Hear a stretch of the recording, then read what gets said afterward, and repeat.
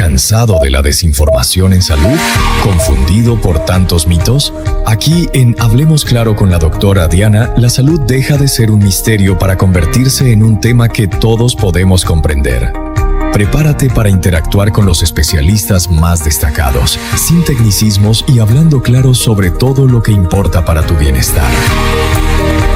Hola, hola a todos los amantes de la vida saludable, bienvenidos una vez más a su programa Hablemos Claro con la doctora Diana. Soy Diana Giraldo, cirujana plástica, subespecialista en oncología y estoy feliz porque una vez más llegó el espacio más saludable de toda la semana. Como ustedes saben, nuestro compromiso es hacer programas de salud serios con especialistas titulados en todas las ramas para llevarles a ustedes información seria, real y no desinformación como la que desafortunadamente abunda en las redes sociales. El compromiso de ustedes es divulgar, compartir para que todo el mundo conozca esta información de salud. El programa de hoy es sobre cirugía plástica estética, pero no vamos a entrevistar a un cirujano plástico estético, ya que es un tema de interés para la radiología y ya van a ver por qué. Para tratar este tema he invitado a la radióloga de Clinaltec, que ella es médica, lógicamente especialista en radiología, pero también es subespecialista, especialmente en patologías de la mama. Ella es la doctora Natalia Guerrero, muy conocida ya acá en Ibagué por todos ustedes, porque es la persona encargada de detectar precozmente el cáncer de mama en toda la ciudad. Doctora Guerrero, muchísimas gracias por aceptar esta invitación, sobre todo para hablar de un tema que es un tema de interés para los pacientes y para los cirujanos plásticos a nivel mundial que hacemos cirugía plástica estética. Bienvenida y muchísimas gracias por aceptar esta invitación. Estoy muy emocionada de poder compartir un poco de mi especialidad, que es un poco oculta para muchos, y poder compartir cómo se puede utilizar en la práctica diaria, no solo en la especialidad de radiología, sino también para ayudar otras especialidades como los procedimientos que se hacen mínimamente invasivos. Bueno, ustedes se preguntarán ¿qué estamos haciendo hablando de cirugía plástica estética entrevistando a un radiólogo? Pero esta entrevista es demasiado importante porque hay un procedimiento muy famoso que está cada vez más en boga en las redes sociales y cada vez más llegan pacientes a mi consulta solicitándolo, que es un procedimiento que desafortunadamente es absolutamente riesgoso y letal, y para explicarles el por qué es la razón por la cual está aquí la doctora Natalia Guerrero. Y estamos hablando de la lipoinyección de grasa intramuscular. ¿Qué es eso?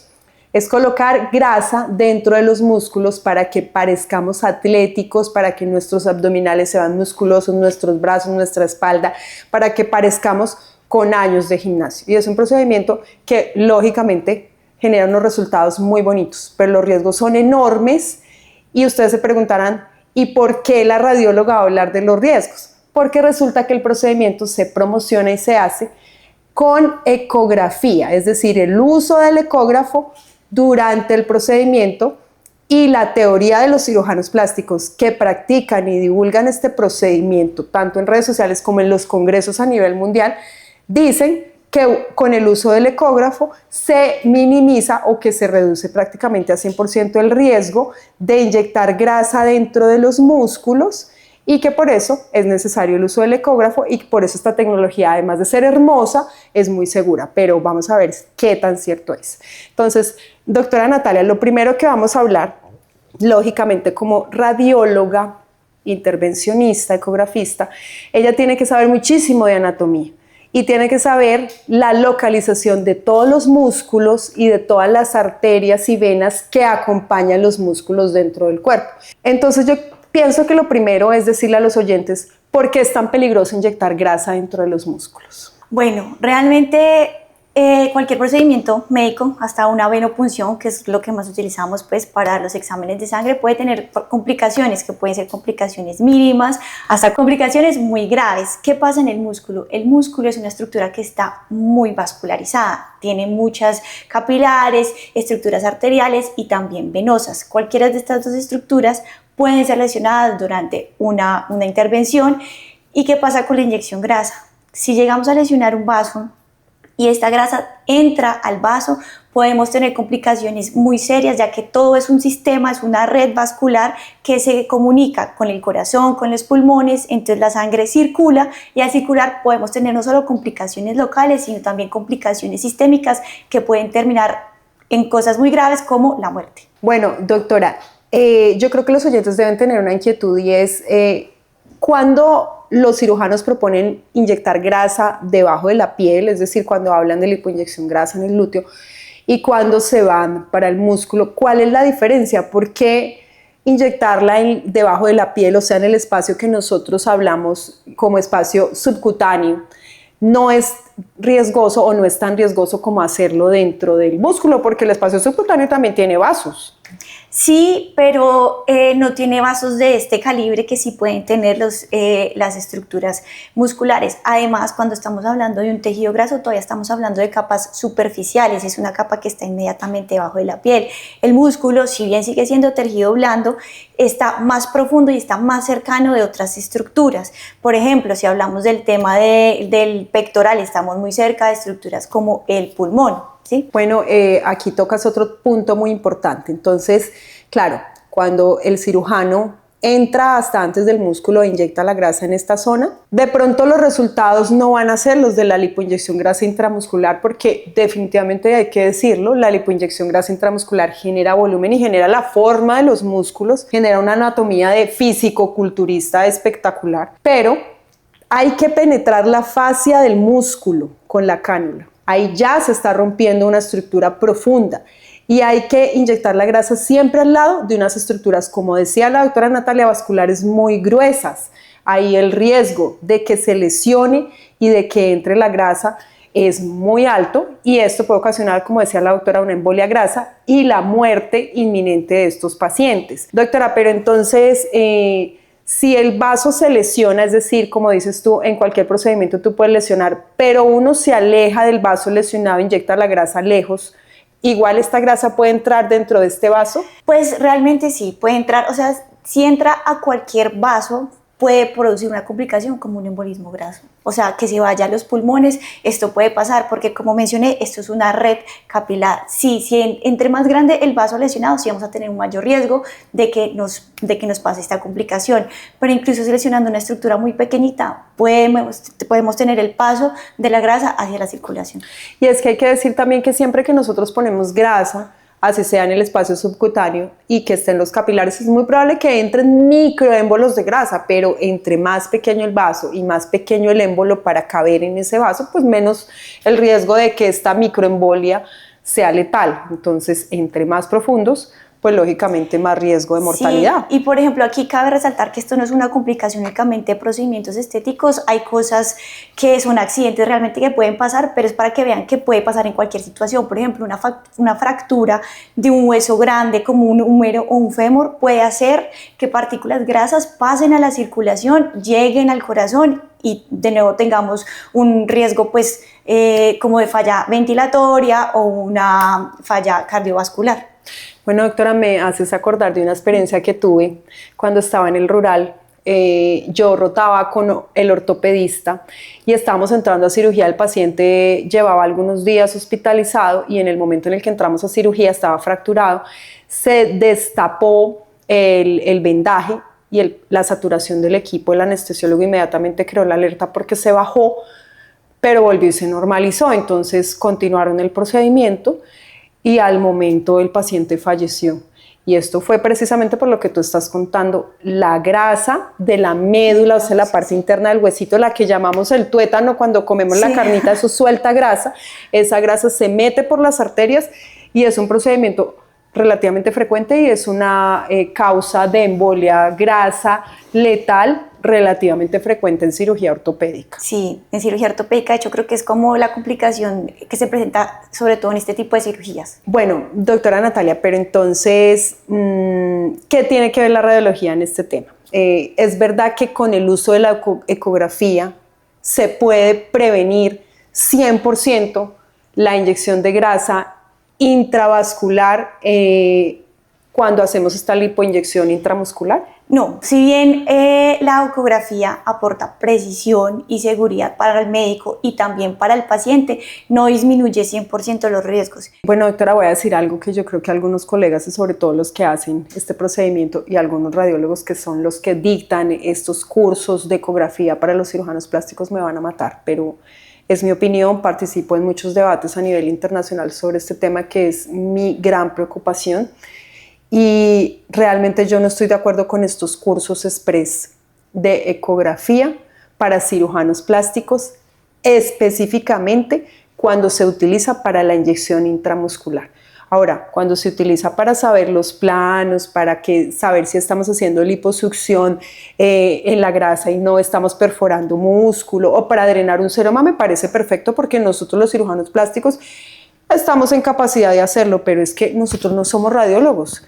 ¿Cuántos años estudiaste tu radiología para llegar a hacer lo que haces hoy día? Yo estudié radiología, pues obviamente primero todo el tema de medicina que me dio las bases principalmente anatómicas. Estudié radiología 4 años después de eso, y después mi subespecialidad duró 1 año más. En total mi formación fueron de 12 años, específicamente radiología fueron 5 años, exponiéndome diariamente a ultrasonidos en el contexto diagnóstico y también de procedimientos. E incluso después de graduarme continúo en formación con congresos, pues actualizándome, y en mi práctica diaria aumentando mi curva todos los días. Más o menos en ecografías yo puedo ver más de 30 pacientes al día, o incluso hacer algunos 10 procedimientos al día, y aún así puedo tener riesgos en los procedimientos que yo estoy haciendo. Bueno, aquí tú mencionaste un término muy importante, y es la curva. ¿Qué es la curva? La curva es la cantidad de procedimientos que tú haces repetidos del mismo procedimiento, que te van dando experiencia para mejorar tus resultados y minimizar tus riesgos. Entonces, ¿qué curva puede tener un cirujano plástico que hace un curso de 1 semana y que hace una ecografía intraoperatoria 2 o 3 veces por semana? No, es mínima la curva de aprendizaje que pueden tener. Y también, o sea, si bien es fácil de pronto diferenciar por ultrasonido las capas y los diferentes tejidos, también es una discusión que no tengo solo en este contexto, sino también con diferentes médicos que creen que puede llevar hacer un curso de 1 o 2 días y hacer de una vez ecografía de tiroides, de mama, de abdómenes, y dan resultados que son erróneos. Bueno, aquí yo quisiera aclarar algo, y es que el ultrasonido sí es una herramienta que es útil para otras especialidades en contextos como los que yo acabo de explicar, no en procedimientos de alta complejidad de estructuras vasculares, neurovasculares, entrar a órganos. Pero si, por ejemplo, estamos utilizando un ecógrafo superficial para saber que estamos en la grasa, creo, y más con las tecnologías que hay hoy día, donde los ecógrafos muestran por colores la grasa, amarilla, rojo el músculo, pues uno sí tiene como de verdad mejorar la seguridad de su procedimiento de una liposucción con un ecógrafo, porque se disminuye el riesgo de la perforación. Pero ya cuando tú vas a utilizar el ecógrafo para entrar al músculo y para evadir un vaso y para evadir una lipoinyección intravascular, es una cosa muy distinta, y ya les voy a explicar por qué. Doctora Natalia, los ecógrafos que utilizamos los cirujanos plásticos, portátiles, manuales, que estamos comprando en los congresos para hacer este procedimiento de lipoinyección, ¿qué diferencia tienen con los ecógrafos que tú utilizas durante la consulta en los procedimientos todos los días? ¿Y qué implica esa diferencia en la visualización de las estructuras vasculares? Pues mira, ecógrafos, vamos a hacer una comparación como sencilla con los carros. Podemos tener Ferraris o podemos tener equipos de más baja gama. ¿Qué pasa cuando...? No vayas a decir lo que dijo Shakira con el Twingo. Dejémonos en el... de más baja gama, de más baja gama.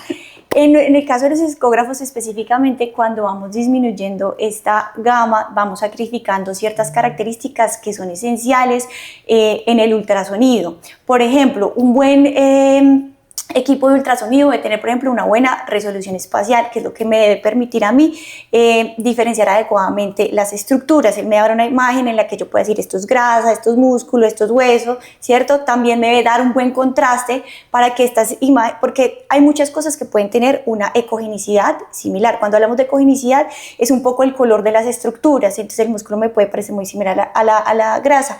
El ecógrafo me debe permitir tener este buen contraste. También debe tener un buen procesamiento de imágenes para que cuando yo me mueva, porque el ultrasonido lo que me permite es tener una imagen en continuo de las estructuras, cuando yo me mueva, la imagen se mueva conmigo.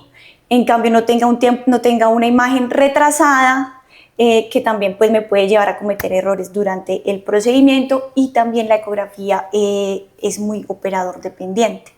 Incluso si tú pones dos radiólogos a ver o hacer un mismo procedimiento, o sobre todo como a diagnosticar algo con con diferentes ultrasonidos, pueden que no tengan la misma conclusión debido a las características del ecógrafo.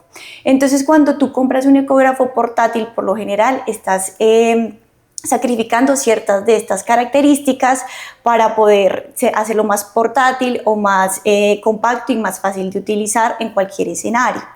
También aquí es importante, nosotros tenemos una característica, el ultrasonido lo que hace es utilizar ondas de sonido que se reflejan en el tejido y nos dan una imagen.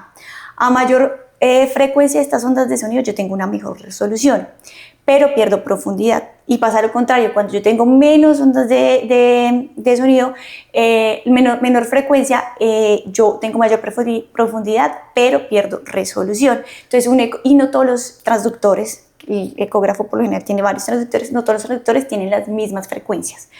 Yo debo tener al menos 1, 2 o incluso a veces 3. ¿Por qué? Por las características del paciente. Por lo general uno ya sabe que para ciertas estructuras, para ciertos procedimientos uno utiliza ciertos transductores, pero no todos los pacientes tienen las mismas características. Entonces, por ejemplo, cuando un paciente tiene una mayor capa de tejido graso, a veces este transductor que me permite dar una mejor resolución y que es ideal para utilizarlas como en ciertos tejidos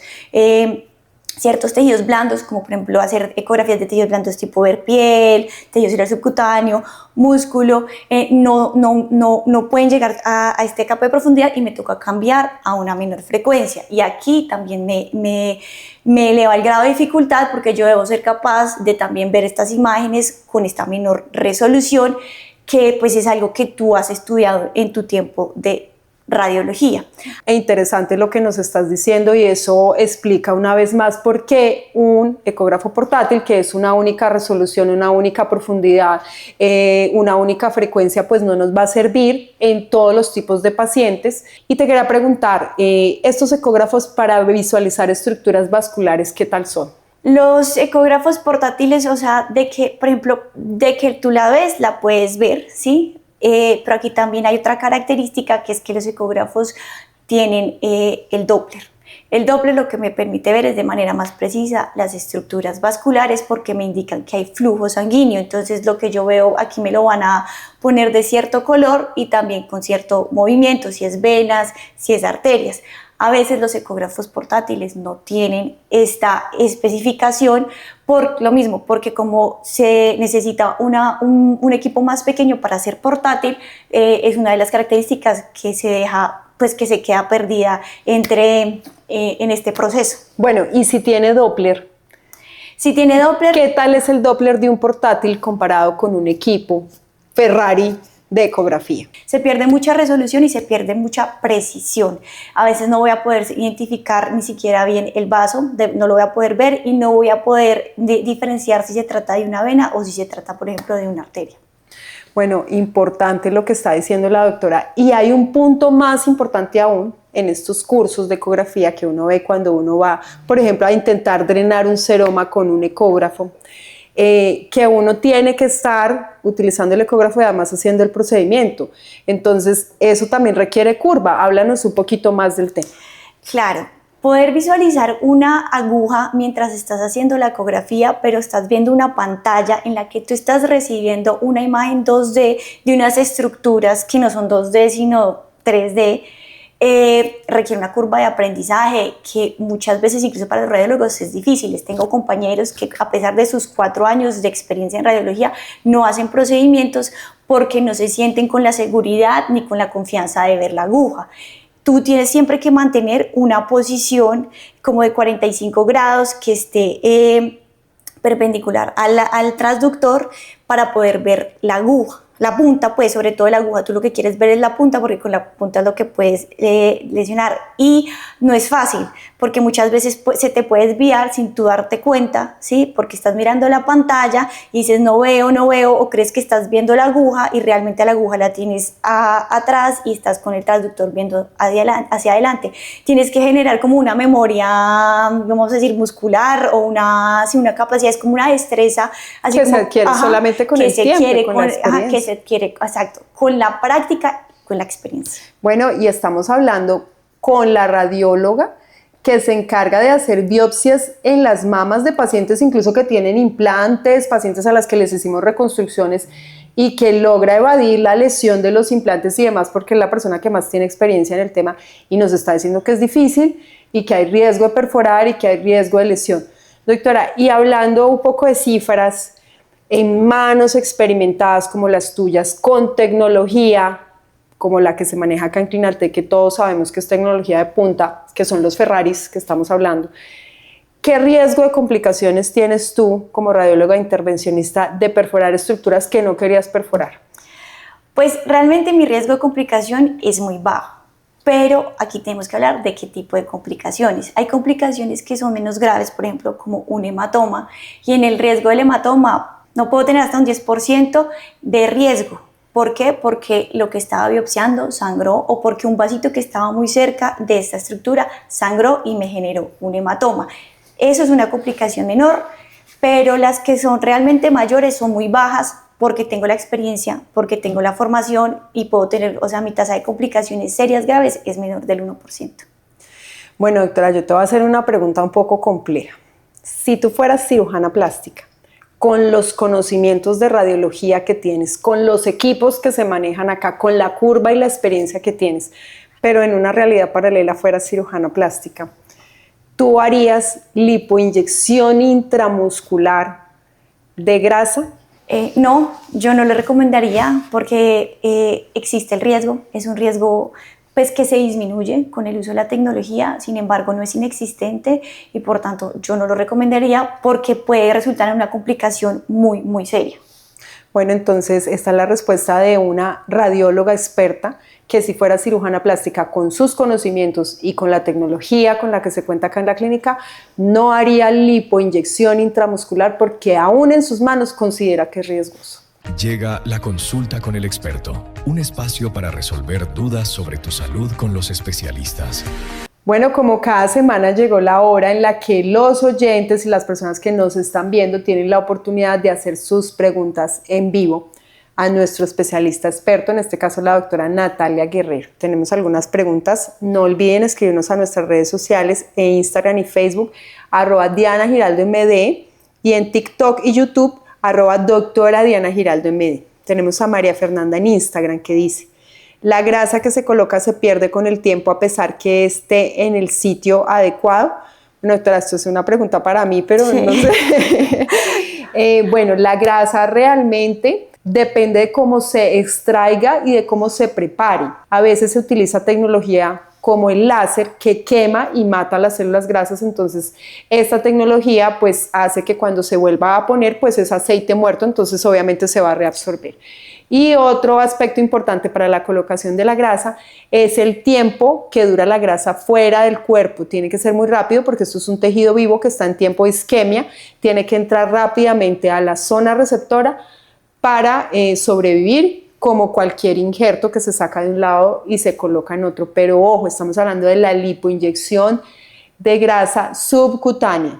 Como ya hemos dicho en este programa, no estamos recomendando la lipoinyección intramuscular. Tenemos otra pregunta de Andrés Gómez en Facebook. ¿Qué tiempo de experiencia debería tener un cirujano plástico para considerar que maneja adecuadamente la técnica del ultrasonido y pensar que podemos confiar en su entrenamiento? Doctora Natalia.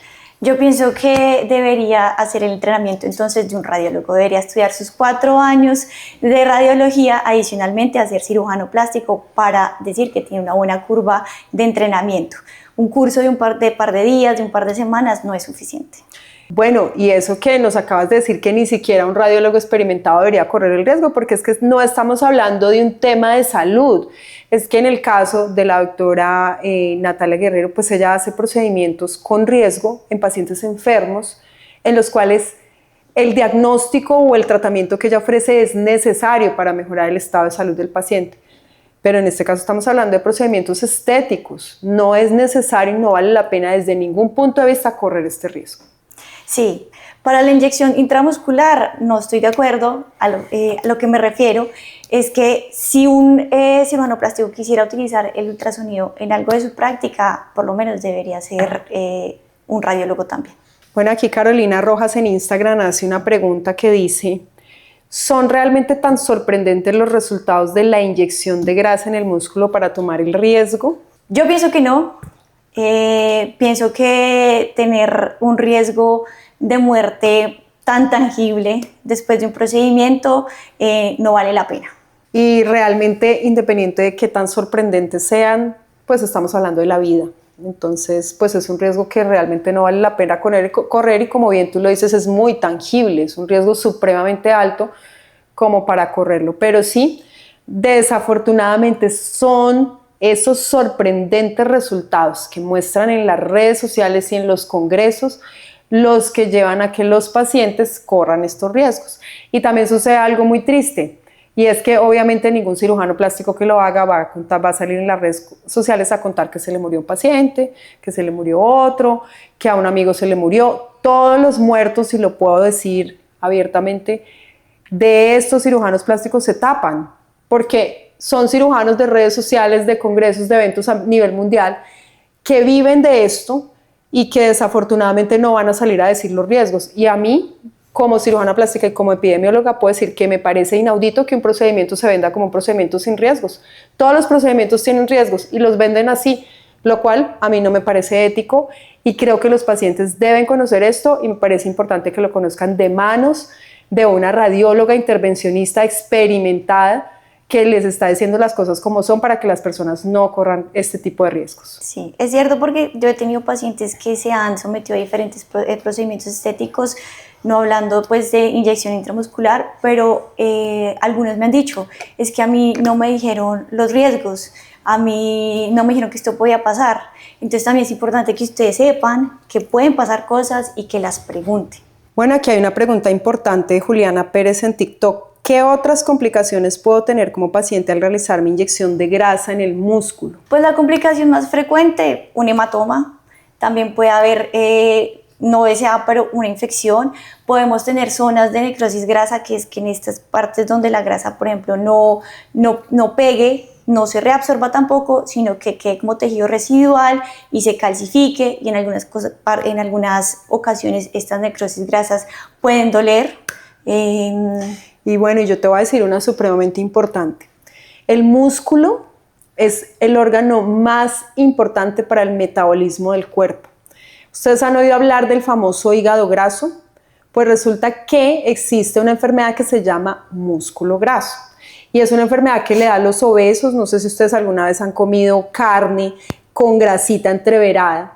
Es la acumulación de grasa en el músculo. Y esto es una enfermedad metabólica supremamente seria que envejece, que daña la capacidad de respuesta del organismo, que daña la capacidad de responder a, por ejemplo, a una enfermedad, porque genera sarcopenia, daña nuestros músculos. Entonces, ¿cómo no va a ser mejor trabajar en el gimnasio, tomar proteínas y fortalecer los músculos como debe ser, en vez de dañarlos y deteriorarlos inyectándoles grasa? Total.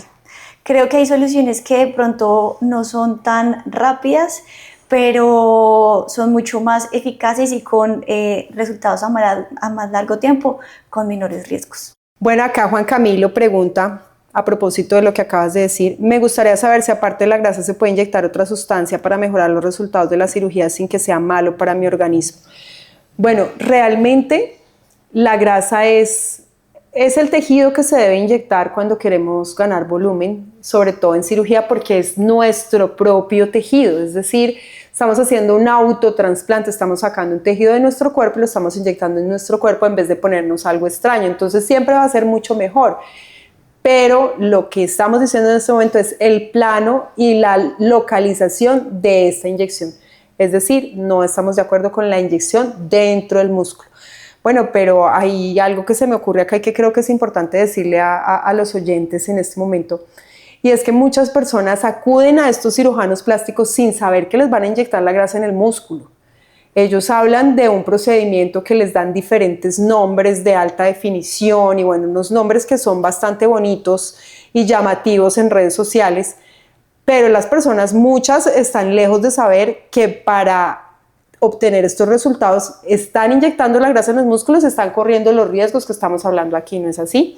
Sí, es muy frecuente que te traten de ocultar cierto procedimiento llamándolo de otra manera. Es muy importante que siempre lean, la información está disponible, pidan segundas opiniones cuando tengan dudas, siempre revisen la veracidad pues, de los títulos de los especialistas, qué tanta experiencia tienen, qué equipo de especialistas están también detrás acompañándolos, porque no es lo mismo pues, cuando vas a un centro como el famoso garaje, o cuando vas a un sitio en el que sabes que es un cirujano plástico que tiene sus títulos formales y que también lo está respaldando una clínica y un equipo que también puede manejar no solo adecuadamente tu cirugía, sino también alguna complicación que se pueda presentar. Eso es muy importante, que el centro donde te vas a operar cuente con los recursos necesarios para atender una complicación.